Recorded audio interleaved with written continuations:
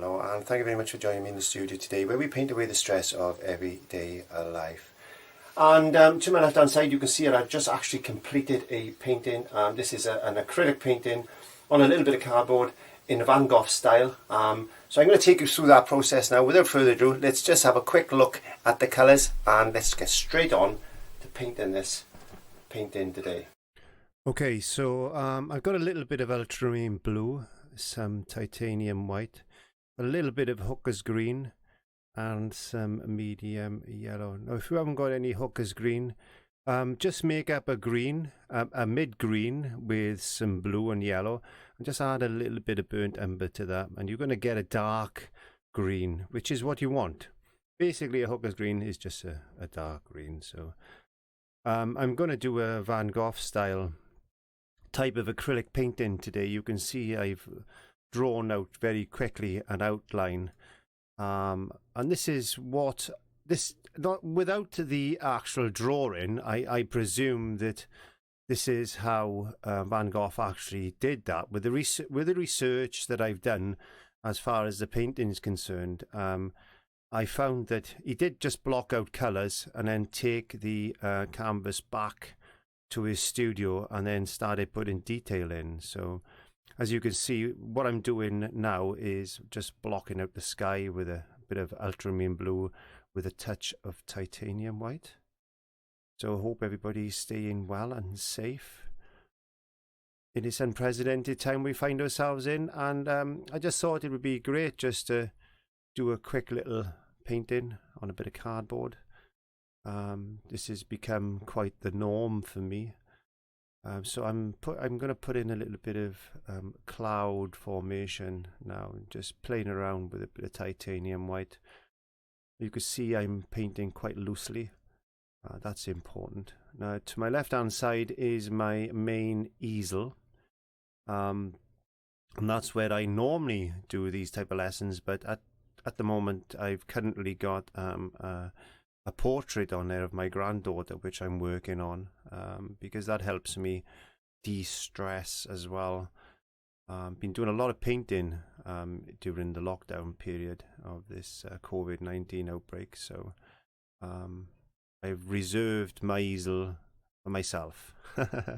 So I've just decided to do the overhead shots on little bits of scrap canvas or cardboard, whatever I find, and I think passing my knowledge over to you to help you paint away your stress of everyday life is important. So I'm just put a little bit of burnt umber and some blue together. I wanted a dark mountain type of thing at the background. I'm thinking Van Gogh as I'm painting this, and I know from, as I said earlier, from the research I did, because I've got another big painting to do, a reproduction of Van Gogh's cottages. I've been doing a lot of research on how he could have possibly done his paintings. Unless he stayed out in the wilds all day with his oil paints, putting all this detail in. But the research I found tends to say that he just blocked out what he could see and then went back to the studio and put in his mark with the scrolls painting that's common with Van Gogh. So I'm just working on the backgrounds, put a little bit of green in, a little bit of blue. A lot of the mountains in the distance you'll tend to find very blue anyway. The darker and further away they are, what I'm trying to say is the darker they seem, or the more blue they seem. So I'm bringing the foreground or the midground forward. I'm just adding a little bit more green. I've used a little bit of hooker's green with some mid yellow and putting a bit of blue into the paint and just mixing these blue greens together. There's a few buildings that I want to work on that I've drawn in because I don't want to destroy those. But yeah, this is a wonderful way to learn to paint. And I don't stand on ceremony. I try to be as loose as I possibly can. I've had a lot of questions lately about how do your paints not dry, because my paints dry so quick. People are having difficulty in keeping the paints moist. I'm going to do a video soon on the science of a wet palette, because it's important that you understand the principles of how acrylic dries. But very quickly, acrylic is a plastic, water-soluble paint. We tend to use water to thin acrylics down. And that is not a good thing, because it's not a medium. Water is not a medium. Acrylic is soluble in water. That means the more water you add to it,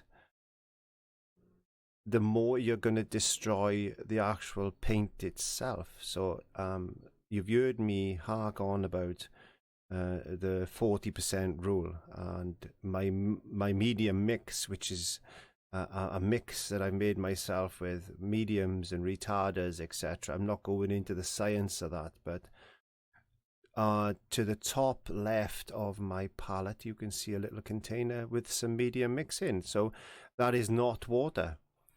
So it's more of a medium than water, which destroys the paint film. So the science behind that is that because there's a lot of like polymer in that medium mix, it's not going to destroy the paint film.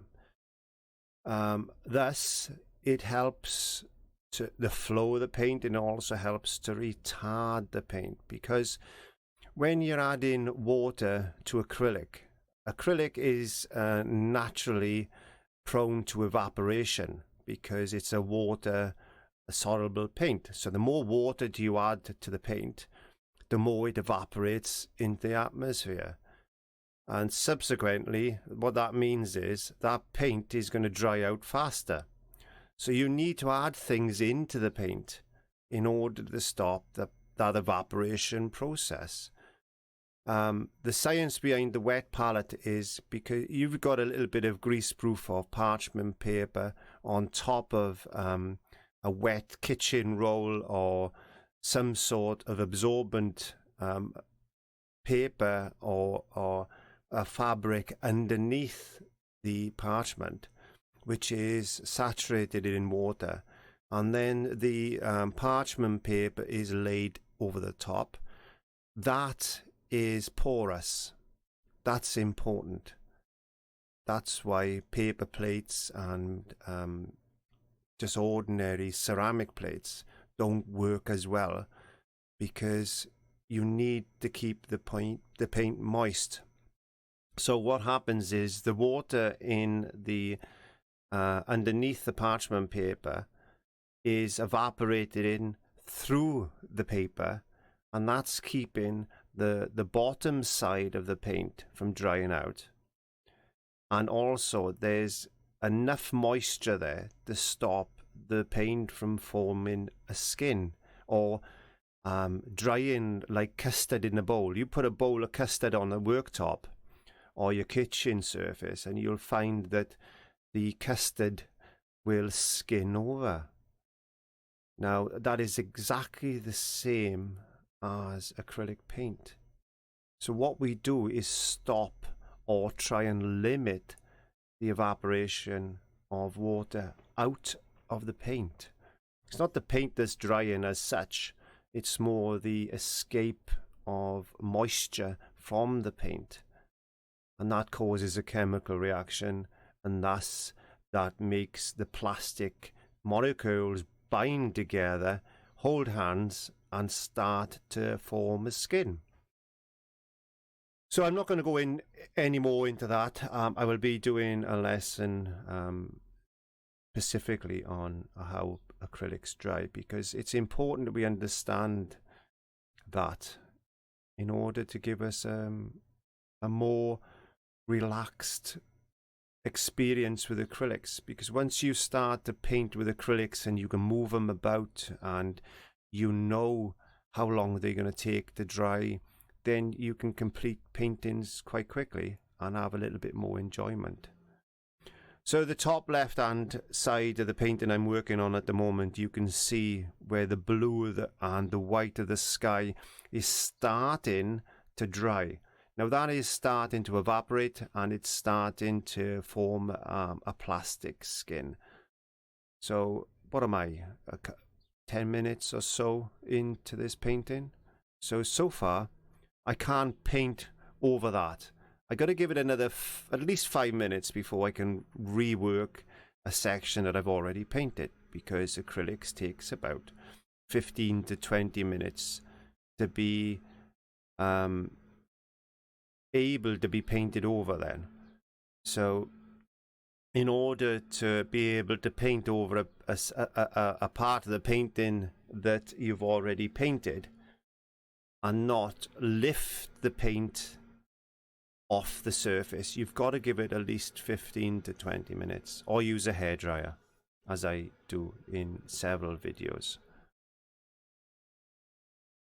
So just going on and blocking in the main areas of grass, trying to get a couple of different colors in place, and I want this balance of greens and blues, the warmth of some of the yellows coming through, and the coolness of the blues to give this a little bit more life. So this is always an ugly stage, and I enjoy this stage because there's many a time that I've got into a painting and gone, this is not going to look right. This is not what I want. as we all do. This is not the time to worry. This is the time to be brave and know that we've got things right. So I'm now paying my attention back to the cloud, 12 minutes or so, and I'm doing some of those scroll marks that you'll see more in a Van Gogh style painting. So he had a specific way of putting his marks down. I will talk about this on another video, but in this instance I'm just going to use my own method of putting these wiggly marks in, and you do that as well. Make it your painting. Put these scroll marks in the way you think they should be.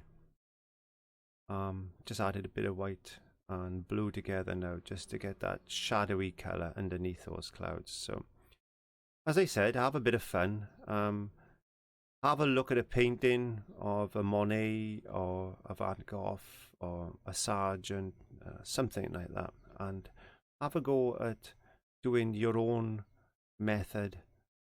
You can copy it directly if it's just for your own use and just for teaching yourself. I wouldn't recommend you selling anything that is, unless you turn around and say this is a reproduction or a direct copy of, but be very careful with copyrights. But there's nothing stopping you going on the internet, downloading some master paintings and having a go. And don't just copy the painting and the artist. Research their style. So in Van Gogh, there's plenty of information out there on YouTube. There's plenty of information out there on Google and in Wikipedia and things like this. Read a little bit of the history. Try to get into the mind of the artist. And before you attempt a painting, have a look at an original. If you can visit a museum, which is quite difficult at the moment with COVID-19, but there's plenty of online information out there and paintings and you can look at, and try and look at how his brushstrokes were put down. Once you understand how the artist could have possibly painted, then have a go at yourself. Because this is real fun when you playing around with different styles of painting. And don't try and find your style. Your style will find you. That's another question I get a lot of, is how do I know what my style is? Your style will just come. So I'm going to put a little bit of detail, a little bit of line work into the rear mountings, just little dashes. This is a good way to paint, actually. And if you're a bit stressed, again, this type of style of painting is a good way to actually relax.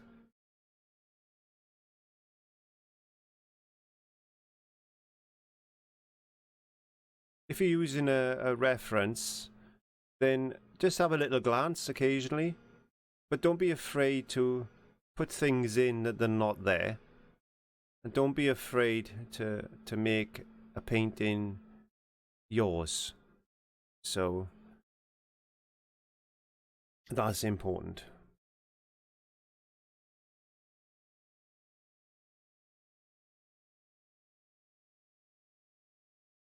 I've gone to enjoy painting to the side of my easel,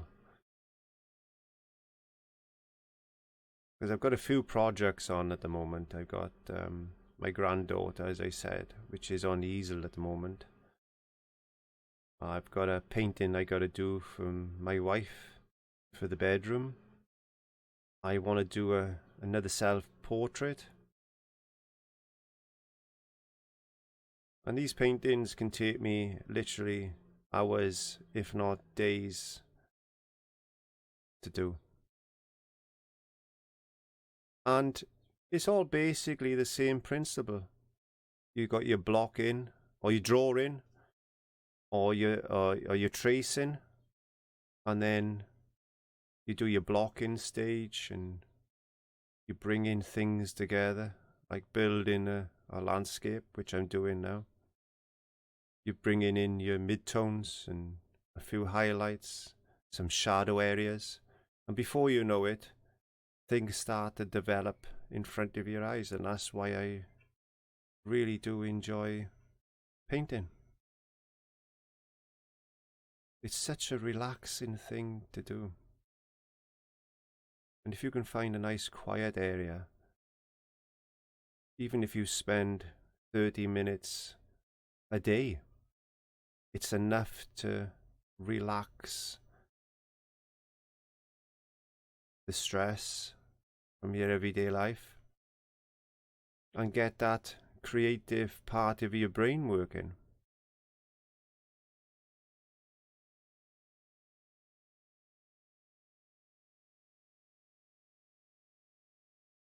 So I'm going to put a few trees in. I want to break up the midground from the background, and I'm going to add a few trees. I did plan on putting some trees here, and we'll see how it goes. And maybe a few back there, I think. I got an idea to add a few more, because I want to get this to look nice to the eye. Look nice to the eye. I got these buildings to work on as well. That's key. And I would say 90% of my paintings on YouTube are painted in real time. I have got plans on doing longer paintings, but I don't really like to do paintings longer than an hour.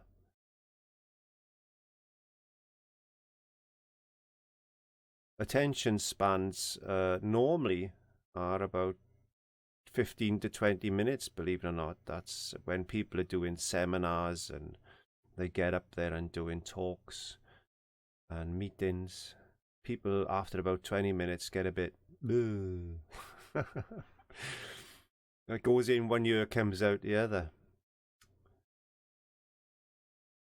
But the good thing about doing lessons like this is that, you know, you're not just listening to my voice, but you're watching me paint as well, which is the relaxing side of it.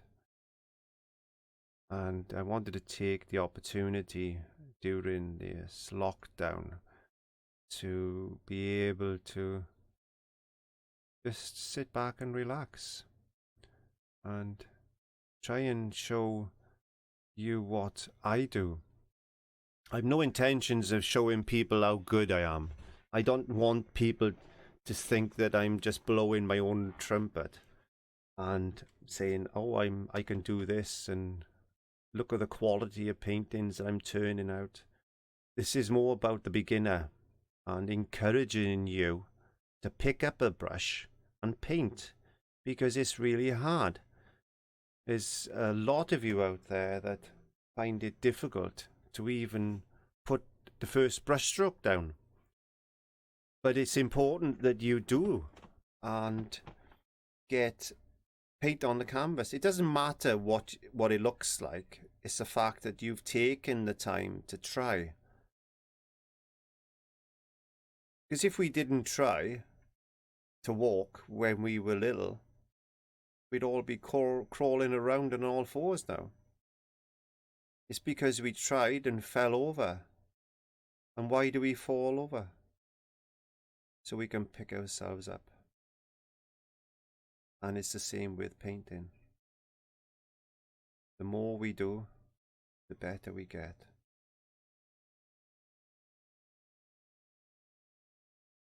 You look at work like Picasso and stuff like that, and you think, wow, that is such a simple way to paint.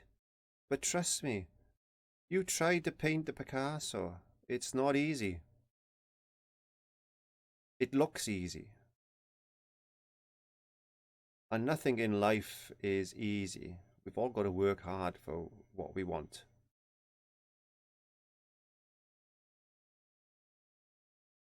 So I'm just increasing the white into the blue just to get a little bit of highlight on those trees or bushes.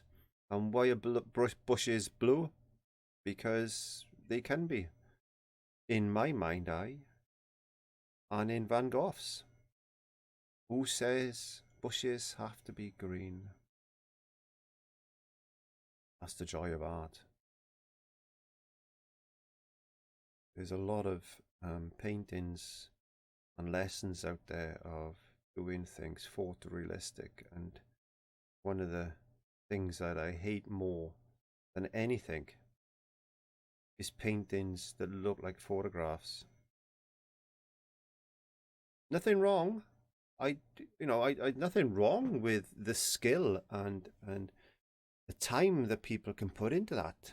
And I've done it myself. I've done photorealistic painting, but it's not my thing. We've all got things that we like and things that we don't like. Some of you out there watching this now are going to say, good God, don't he waffle? He keeps on and on. I've tuned in to watch somebody paint and not talk. Others will say, that is terrible. How can you get away with painting something so rough? Others will turn around and say, what a fantastic artist. He's teaching me so much. Others will turn around and say, it doesn't matter what he's painting. It's more about what he's saying. And trust me, every single lesson I put out over the last several years, I've had comments like that. And it inspires me, not just as an artist, but as a human being, to be able to share what I love. And that's simply painting away the stress of everyday life and trying to be as good as I can be in the time that I've got.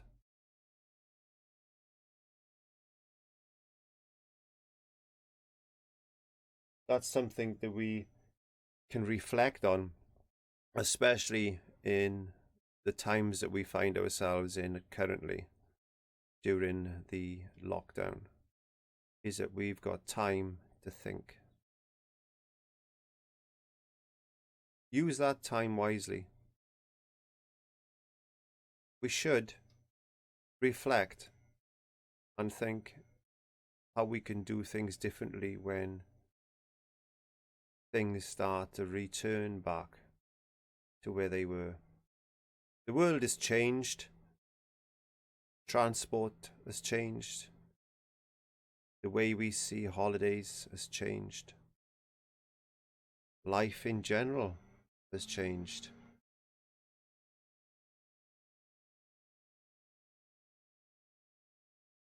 Let's not miss an opportunity to become better people and better artists. That's where it is for us. Trying to be the best we can be. That's all you can do.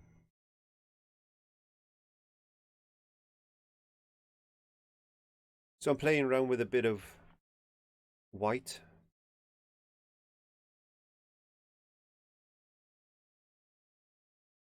Add a bit of burnt umber to this blue and try and darken the blue up. Burnt umber is pretty good actually. I don't use much black now. I like burnt umber. Burnt umber and blue can make a black anyway, so, but it's not as harsh as black. When you buy black and it's in a tube, it can be really dark and harsh. But if you mix your own blacks using like a blue and a burnt umber and maybe chuck a little bit of red in or something, you'll find that it's either a really nice warm black or a nice cool black, depending on how much red you put in and how much blue you put in. But it's a nice color. Makes nice shadows. So I'm doing those traditional type of outlines that you'll see on Van Gogh's type of painting. And as I said, this is painted in a style rather than copy. So I put a bit of mid green together now to go on top of the dark tree shapes that I put in, just to highlight them a little bit. And this is what you'll see that he's done on quite a lot of his paintings.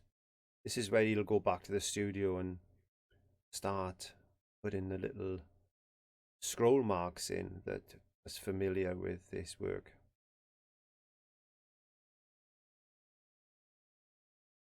I forgot these buildings actually, so I've got to try and work on them now.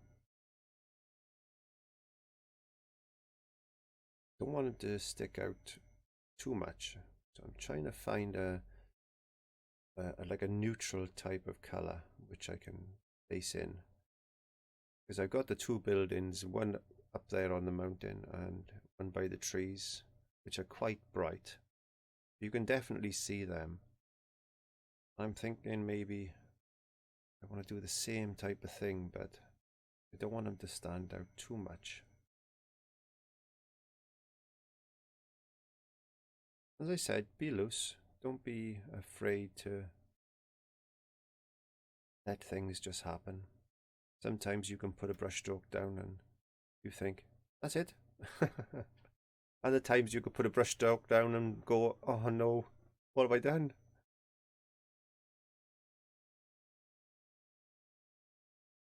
Thinking about, you know, where the light could be.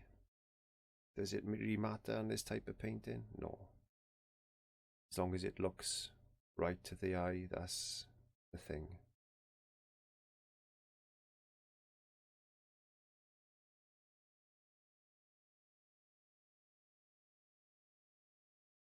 Need to get these roofs to stand out a little bit from the background. A little bit of contrast, I think. And then we're going to have a look at the foreground. Easy way to paint windows. My tongue got tied around my teeth then. Just put a couple of little marks in like that. Woof.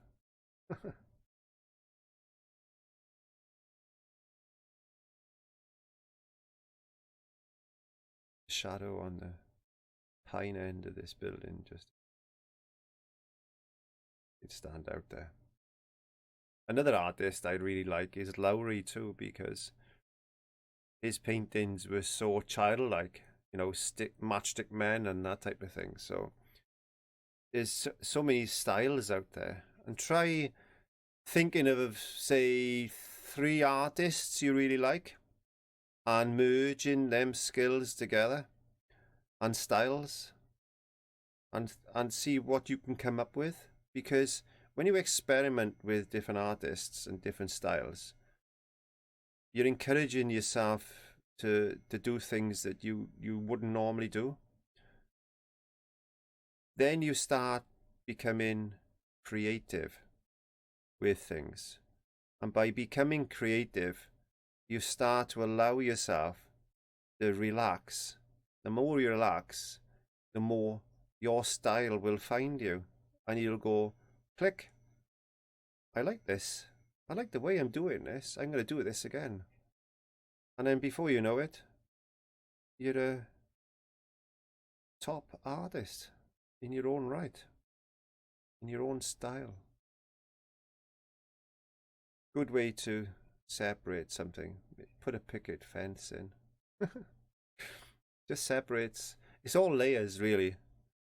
Not just layers of paint, but you know, you got your layers of like the background and your foreground and your midground.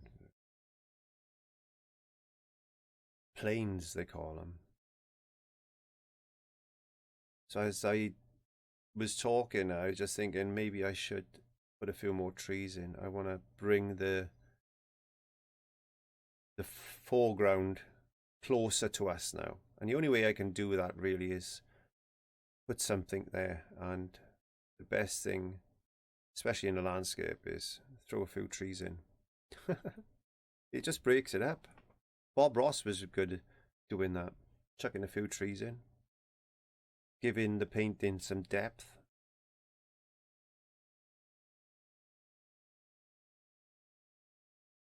Just use a bit of a thinner paint and chuck a little bit of shadow in here and there.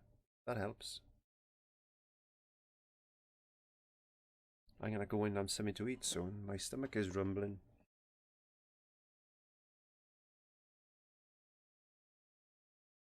Again, as with the trees in the background, we've got to think about some mid-tones and highlights on these trees. So that's good too. We've also got to think about the foreground, haven't we? Let's get some of these Van Gogh lines into the back. Mountain shapes there. Maybe representing a ploughed field, or some corn growing, or some wheat. We don't know. Could be. It could be.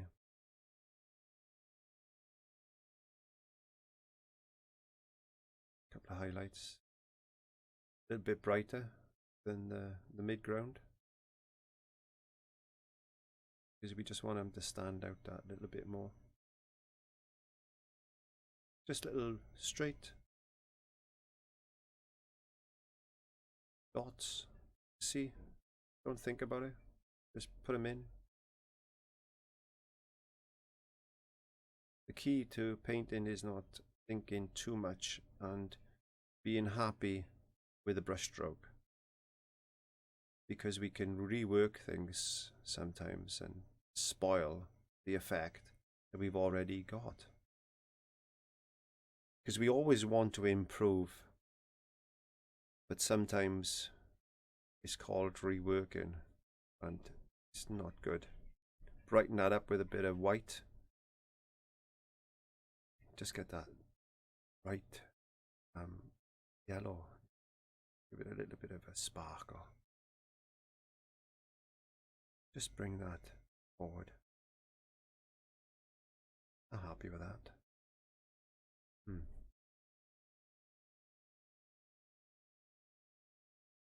The camera's a bit wobbly. I keep knocking it with my my knee.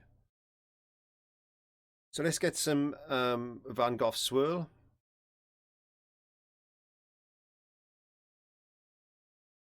We need to put a bit of dark, a bit of mid, and a bit of light color.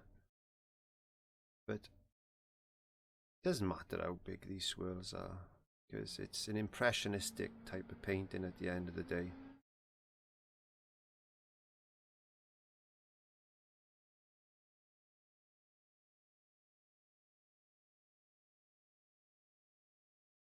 You can imagine being in the studio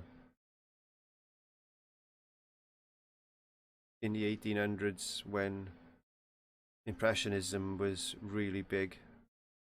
People like Monet and were out there with Van Gogh, knew Monet.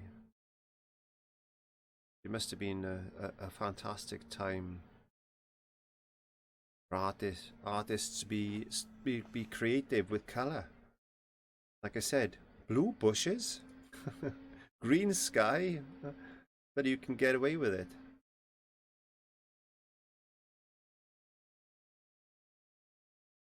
So please have a go. Just let yourself go.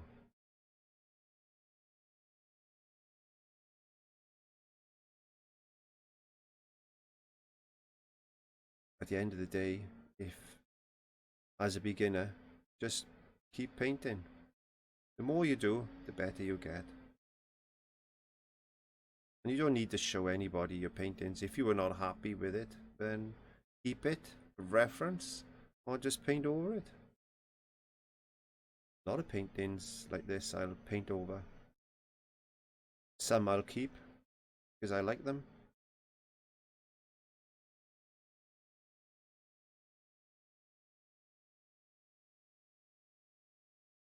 Don't forget, every painting you do is part of you.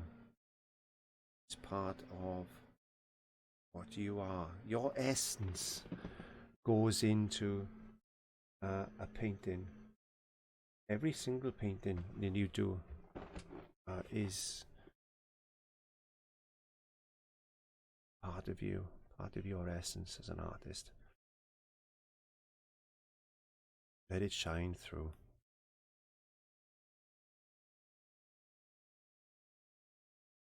So I'm thinking this painting needs something else.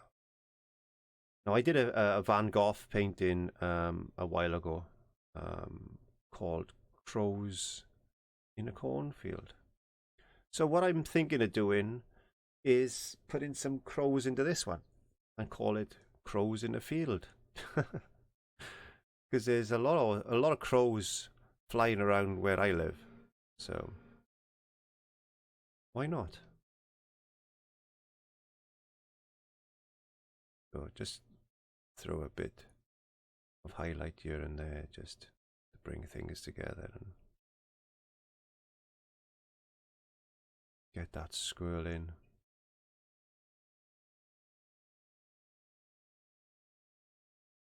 As I said, it's an impressionistic painting. This is what I like about this artist, is that you can get away with mostly anything you can do. It doesn't really matter. I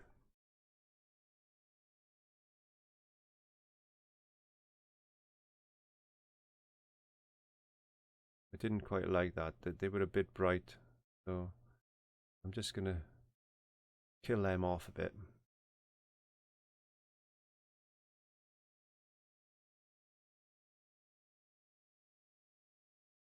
So a nice little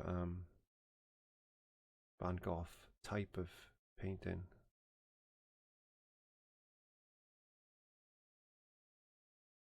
which I'm really starting to like the look of. This could be taken to a bigger canvas and painted with a little bit more time, and it'll be a really nice painting on a larger scale. And this is why another reason why I like these little study paintings is because that's what you can do. You can play around with an idea before you go to a big canvas, and because you've painted it once, it's easier to paint again.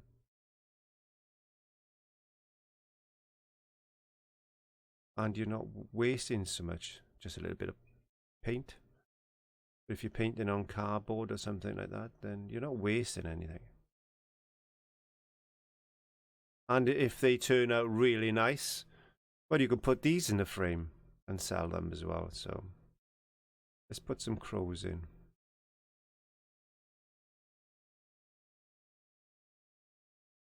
Some can be far away, little dots.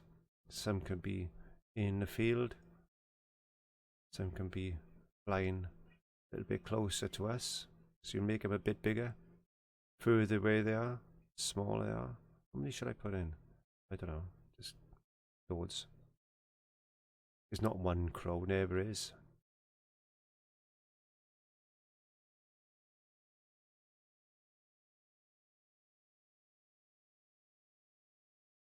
Just felt like I needed to put something there. Could be anything. Just to break that block of blue up. A couple of distant birds, little dips. There we go. All flying in different directions. A couple in the grass.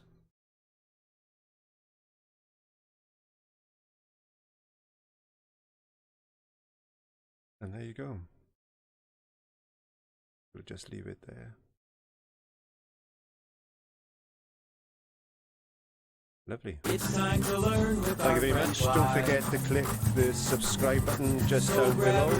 And across there is another video for you to watch. And don't So until next time, click bye bye. subscribe.